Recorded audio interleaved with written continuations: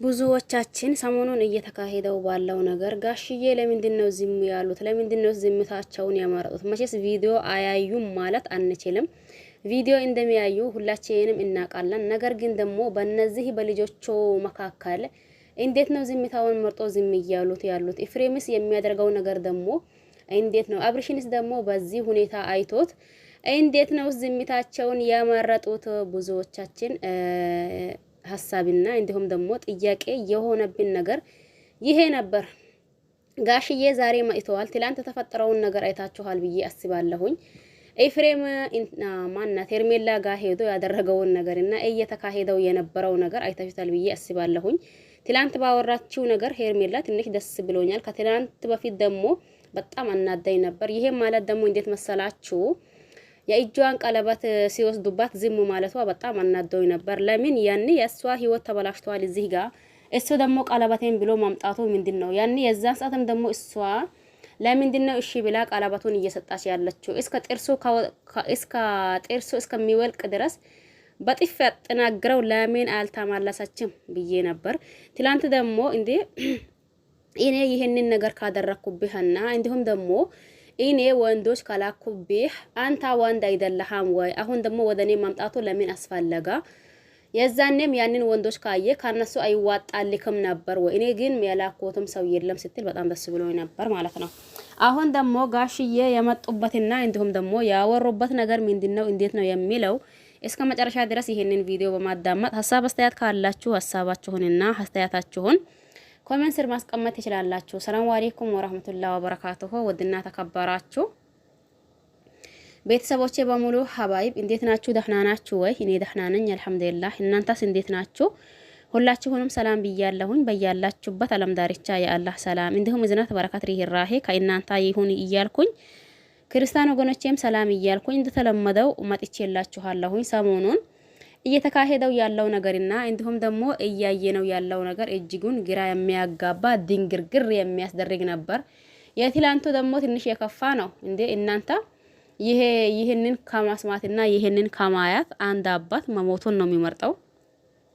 ምክንያቱም እዚህ ጋር ከዛን በፊት አብርሽ ማን ነው ይሄ ኤፍሬም ምን ሲል ነበር? ሄርሜላ ጋር ሄዶ እኔ እኮ እንዲህ ነኝ ከዚህ በኋላ አብርሽ አይመጣም እኔ ነኝ እዚህ ቤት የሚመላለሰውና እንዲሁም ደግሞ አንቺም ውብ ነሽና አንቺም ያኔ ቆንጆ ነሽ እያላ ሀታ ውበቷን ጭምር እያደነቀላት እንዲሁም ደግሞ አብርሽ ይሄንን አይነት ወሬ ተናግሮሽ የማያክ ከሆነ ምናልባት እሱ እና እኔ አንድ ለንሆን እንችላለን። እኔ ደግሞ ማይንም ነገር አይቶ ማለፍና አይቶ ዝም ማለት አልችልም። ስለዚህ አንቺ ማለት ውብ ሴት ነሽ፣ በጣም ቆንጆ ነሽ፣ በጣም ታምሪያለሽ እያላ እንዲሁም ደግሞ እየደባበሳትም ጭምር ነበር። በዛን ሰዓትም ሄርሜላ እባክህን ኤፍሬም ውጣልኝ ሌላ ነገር ውስጥ እንዳንገባ እኔ እኮ ያፈቀርኩት ወንድምህን እንጂ አንተን አይደለም።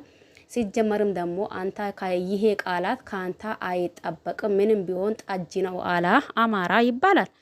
ስለዚህ አንተ ምንም ቢሆን እኔ እንኳን ትንሽም ቢሆን አንተ ከኔ ይበልጥም ትልቅ ሰው ብትሆን ነገር ግን ደግሞ ለኔ ብላህ ሳይሆን ለወንድምክ እያልክ ለወንድም የምትሰጠውን ክብር ለኔም ብትሰጣኝ ጥሩ ነው። ዞሮ እኔ ካንተ ሌላ ነገር ማውራትና ሌላ ነገር ውስጥ መግባት አልፈልግም። ምንም ቢሆን ነገና ከነጎዳ ቤተሰብ አንድ ቤተሰብ መሆናችን የማይቀር ነገር ስለሆነ ያዛኔ የምታፍርበት አንተ እንጂ እኔ ምንም ነገር የሚያፍርበት ስራ አልሰራም እያለች ነበር።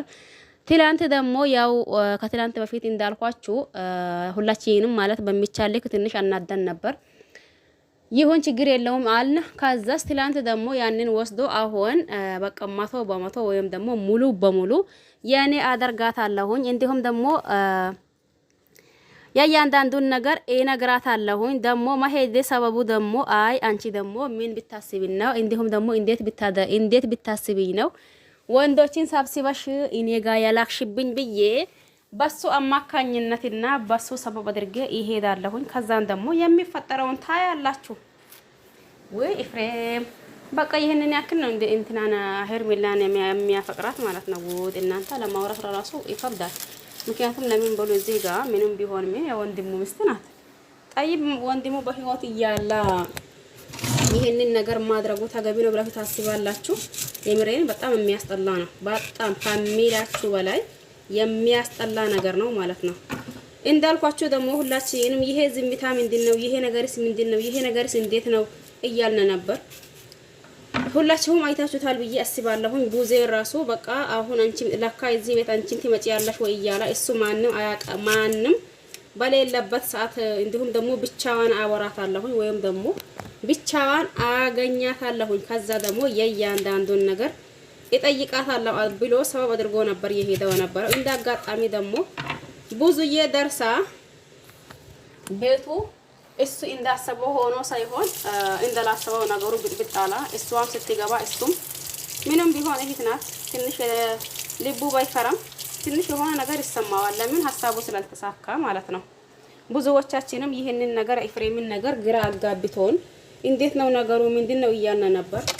እንዳልኳችሁም ደግሞ ጋሽዬም ደግሞ ለምንድነው ዝምታቸውን ያመረጡት? ይሄ ዝምታ ምንድነው? ይሄንን ቪዲዮ አያዩትም ማለትም አንችልም። ቪዲዮ እያዩ ነው። ነገር ግን ደግሞ ዝምታቸው ለምን እንደመረጡ ብዙዎቻችን ግራ ገብቶን ነበር። ለማንኛውም እስቲ በሚመጣው የምናይ ይሆናል። ለዚህ ቤት አዲስ ከሆነ ሰብስክራይብ ማድረግ አትርሱ። ነባር ቤተሰብ ከሆናችሁ ደግሞ ላይክ ሼር እያደረጋችሁ አበረታቱኝ። በያላችሁበት ዓለም ዳርቻ የአላህ ሰላም እንዲሁም ዝነት በረከት ርህራሄ ከእናንተ ጋር ይሁን እያልኩኝ በሌላ አዲስ ከምንገናኝ ድረስ ቸር ቆዩልኝ።